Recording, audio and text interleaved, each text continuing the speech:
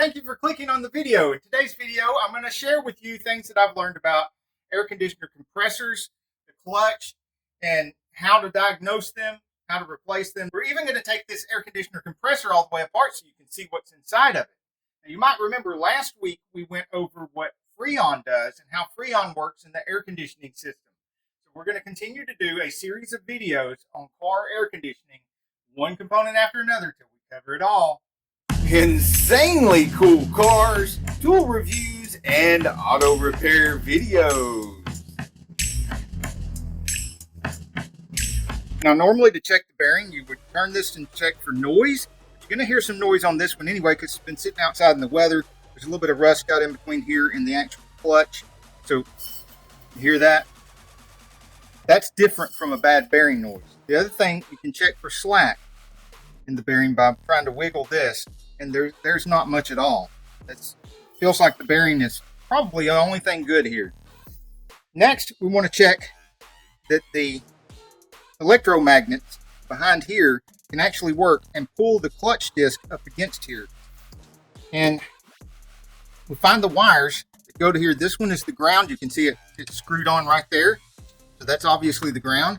This is the wire that goes to the rest of the little wiring harness. It goes to the connector here. Rather than try to figure out which one of these pins is, which it looks like this pin right here would be the one going to this wire, going to here. We're just going directly to this connector because we have it. We're going to use it. Now, I'm going to use some boost from the NOCO, a little bit of electricity from the NOCO. Sometimes I use my homemade power source, the little 9-volt with the connector, but I think my 9-volt is weak right now, so we're going to use the NOCO boost, which is never weak. This thing, I've started diesel engines with this thing before. Let's see, we're going to have to do a manual override to get it to start giving power even when there's no voltage detected. Holding that. See it going? See, I don't know if you can see that or not. I'm try turning this up where you can see this clutch and see if it's pulling it in. See, it's trying to pull it in, but it's just kind of pulling it on one or two sides. It's not really pulling it all the way in there.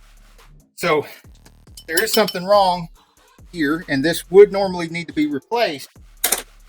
But of course I replaced this whole unit because in order to find out if the compressor is any good or not, another cheat code I use, like that cheat code I just showed you to bypass a lot of other complicated diagnosis and just do simple tests like this, I just simply grab the clutch right here and try to turn it, because this actually goes to the compressor itself and actually turns the crankshaft and pistons and everything in the compressor. And if that won't turn, like this one won't turn, then it's locked up. The compressor's bad. And I suspect that the reason why this clutch is bad is because the compressor was locked up. It was trying to turn on the clutch. Might have been full of Freon. So the safety switches that detect how much pressure is in the system weren't turning off the power to the compressor because there was plenty of Freon. And instead it went ahead and sent power, tried to turn the compressor. The compressor was locked up. And since the compressor was locked up and there's power going to this clutch, it ruined the clutch as well. Now let's assume for a second that your compressor is not locked up and that you're going to replace the clutch. If you have to do that and you don't have room to get in here at the bolt, you could take the mounting bolts loose without taking the hoses loose. That way you don't lose your Freon. And then you'll have some wiggle room to where you can move your compressor around on the car and reach in there and get your bolt loose. Now, if you don't have one of these, by the way, all the tools and parts I use in my videos are in. There's a link in the description of the video for all the parts and tools I use in my videos. If you don't have one of these, you can use a socket and a ratchet and just smack the ratchet handle with a hammer. That way you get the impact to be able to get this bolt broken loose. You have to be kind of careful because you don't want to strip the bolt off. See, the clutch just pulls right out of there, and see the rust? See the rust from it laying outside, getting rained on? All right, so if you were replacing this clutch, you still need to get this snap ring out of here. Now I have a drawer full of snap ring pliers. Most of them are better, like this Blue Point, which is made by Snap-on, and some Mac and Matco, and another Snap-on. And they're really good pliers, but recently I've been using this cheap set over here to see if it'll actually work on this kind of stuff, because this is a whole set that's costs the same for the whole set as it does for one of my professional pairs of pliers. These say Astro on them, but these are, you can find these in several different off-brand names. I'll put a link in the description. This one will probably do.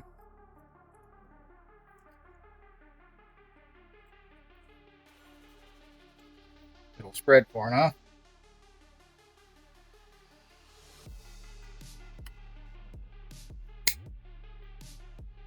Doesn't want to spread quite far enough.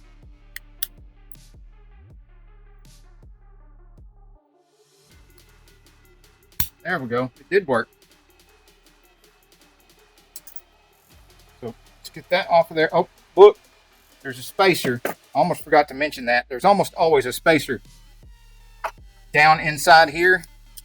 Sometimes there's 2 or 3 spacers down inside here.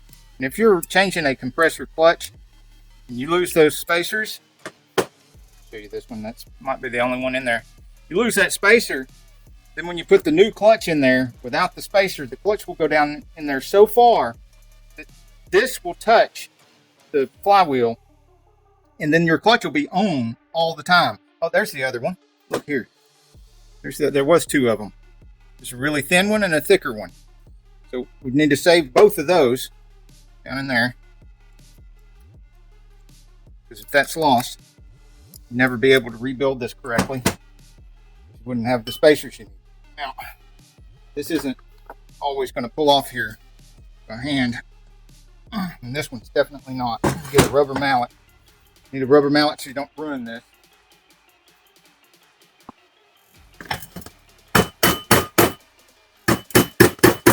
See it moving off of there?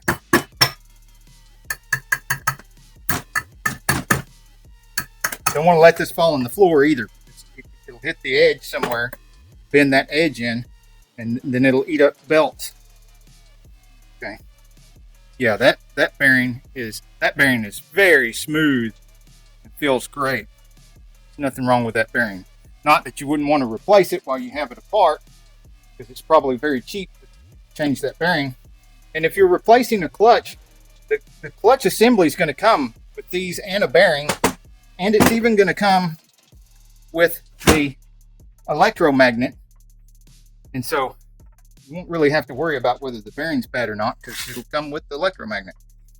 All right, I'm going to need a Phillips head to get that loose. So if your compressor is good and you're just replacing the clutch assembly, you're still going to have to take this off, because it's going to come with a new electromagnet. And it may be weak. You may have some problems in there and not be pulling that in quite good enough. All right, and we've got another snap ring here. Probably be able to use the same snap ring pliers that we set up for the last one. It'll spread it apart far enough. Yes, it does. Spread it apart far enough. Derail. Use our 90-degree pick.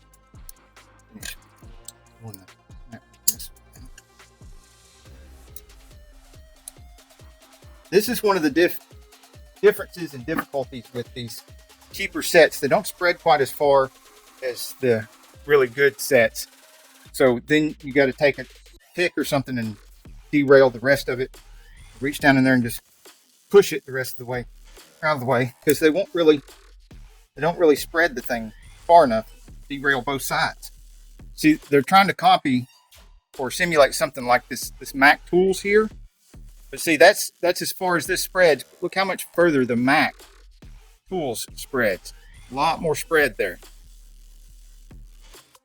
So if you're just going to be DIYing and doing stuff on your own car every once in a while, you might want to save the money and get the kit full of all kinds of snap ring pliers. But if you're going to be working professional in a garage every day, trying to make a living at this, what's a Mac or Matco or Snap-on, so you can just reach in and do that, and you don't have to take it loose and then derail it with a pick and stuff. Just you're in there, and then you're out of there. That is the Mac Tools TP34, in case I don't have a link for those in the description. Now you got access to the bolts that actually hold the compressor together. So I can show you what's down inside the compressor in case you're curious to see. Oh, there's compressor oil. It wasn't out of oil. No, killed it. This one happens to be Denso, which means it's out of a Toyota. You know, Denso is a original equipment manufacturer for Toyota. It's gonna make a mess on my table. Okay, here's another little thing I've been experimenting with, because I've got this drawer full of this set and that set of Allen wrenches and Allen sockets.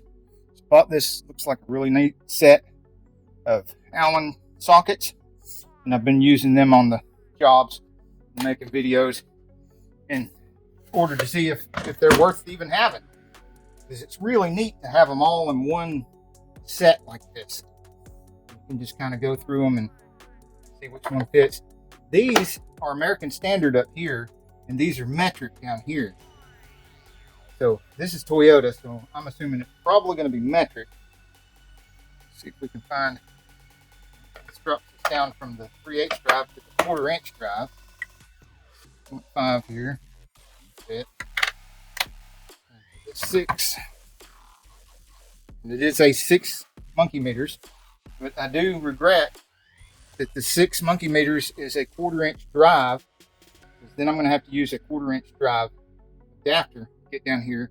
And 1/4" is really weak compared to a 3/8 drive. And these are probably going to be in there. Now, in order to lessen the chance of breaking my adapter here, I'm going to use a trick I've used a lot before, especially when I was a young kid and I didn't have any impact tools. All I had was hand tools.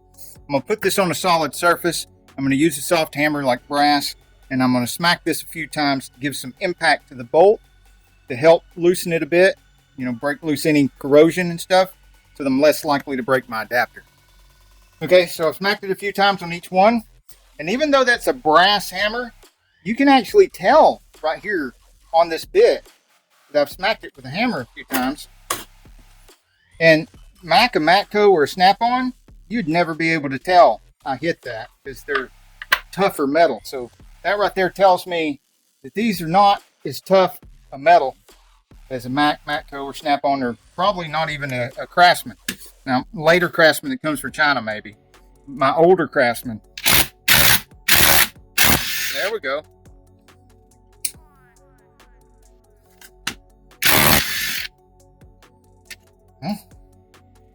The little socket's working. I might have to smack it a few more times.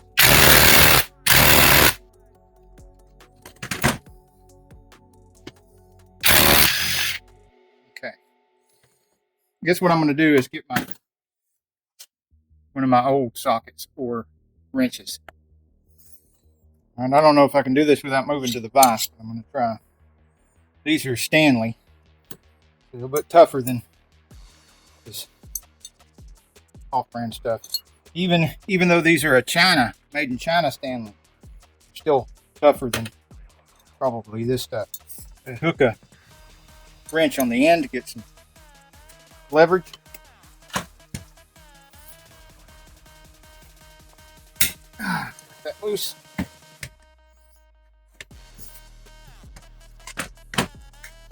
Here, this one real good. Break that one loose. There we go. Put them back up. Now I can probably finish off with this without breaking my stuff. Now I'm using the Ryobi. It doesn't have near the power that the Milwaukee does. If I put the Milwaukee on here and those didn't want to come out, it would have done broke this. That's the way the Milwaukee rolls. If stuff don't come out, something's going to break. It's just that powerful.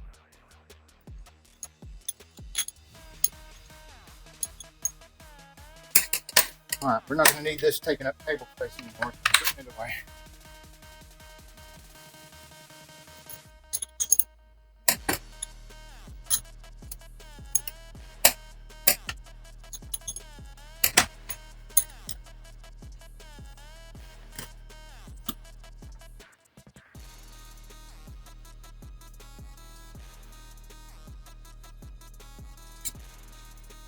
Okay. There's a bearing in here and a seal. Keeps the Freon and the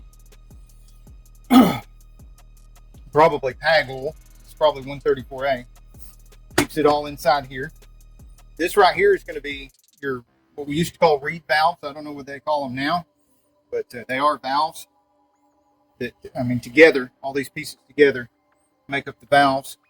They can move. Should be able, there we go. All right, there. See, it can move and either allow or not allow the Freon to move through here. And these line up right here with these holes. There should be 5 of them. 2, 4, 5. Yeah, 5. Because this should be a 10 piston compressor and 5 pistons on each end. Be able to see here in just a second when I get the rest of these valves out of here. See, intake valves and exhaust valves. And if this would turn, it won't, you'd see the pistons moving around. You'll be able to get this off the back here too. You can see that there's pistons sticking up back here as well. Oh yeah, that's a mix of water and oil here. So there has been some water intrusion into this compressor. More reed valves and more pistons. Pistons here. Another bearing. Now, the most interesting part of this is down inside when you split this apart. I'm not sure if these pistons are stuck in here. I'm not sure if we can get this apart. It may not want to move. Come apart. Pistons. Buried in there. Let me get a bigger screwdriver. Maybe that'll work.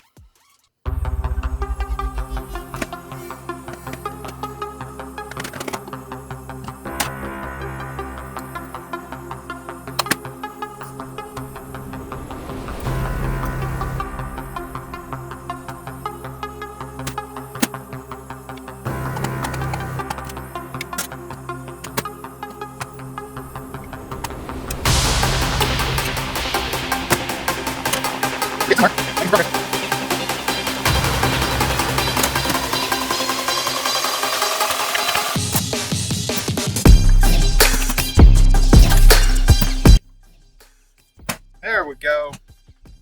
Okay, you can see the 5 cylinders here. All right. You can see one port to the manifold here.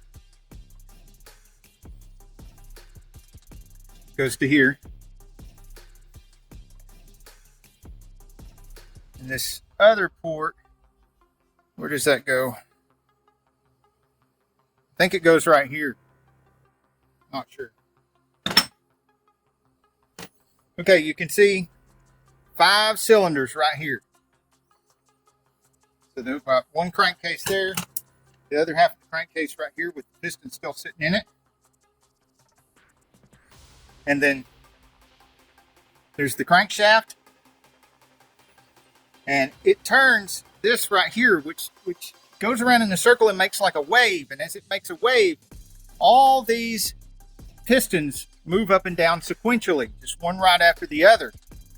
And in a regular car engine or something, you'd have them alternate across to kind of balance things out. But because there's a piston on both ends, they're naturally counteracting each other and balancing each other out, because when one side is pushing, the other side is sucking, and this other side is pushing, this other side is sucking.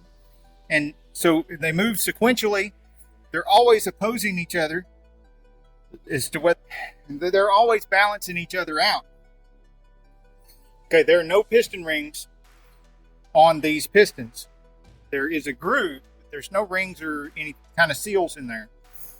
And between the pistons and this ramp here is little like ball joints.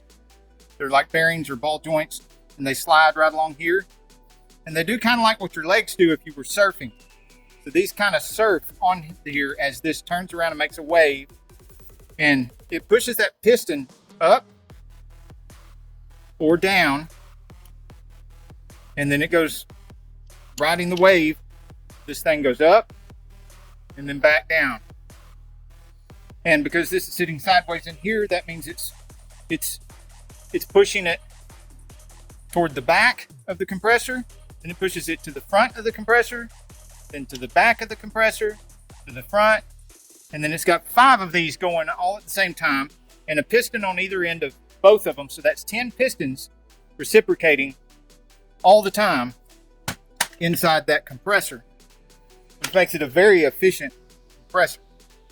And since it has these reed valves that are operated by the movement of the Freon itself, it doesn't have to force any rocker arms or any of that to move around, so you don't lose any power doing any of that. That's much simpler than any other type of valve, so there's not much to go wrong.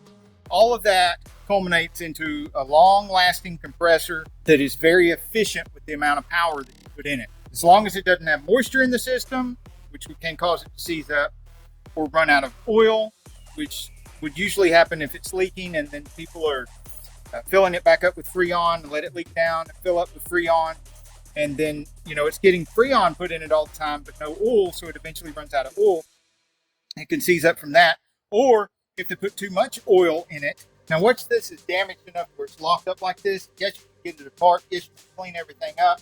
You could probably scotch-brite these cylinders, get the proper oil in here, put new bearings and seals and everything in it, and it would probably work, but it wouldn't work to the efficiency that it should, because you probably have a lot of your pressure leaking past the piston down into here, and it wouldn't last as long as a proper rebuild or replacement compressor, and it wouldn't be as efficient. It wouldn't do as much work, the amount of work you put in it.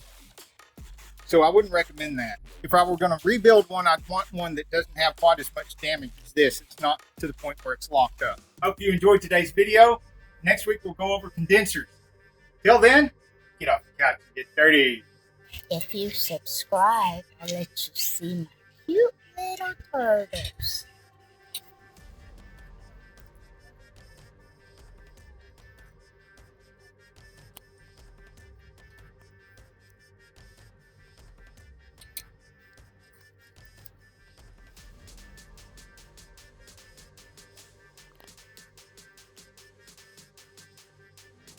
Hey, if you like this video, we got a whole lot more. We got tool reviews, we've got repair videos, we've got show car videos, hot rods, mod rods, you name it. If it's got wheels on it and an engine, it's probably on this channel. So subscribe, like, and binge watch Saneauto. Binge watch Saneauto.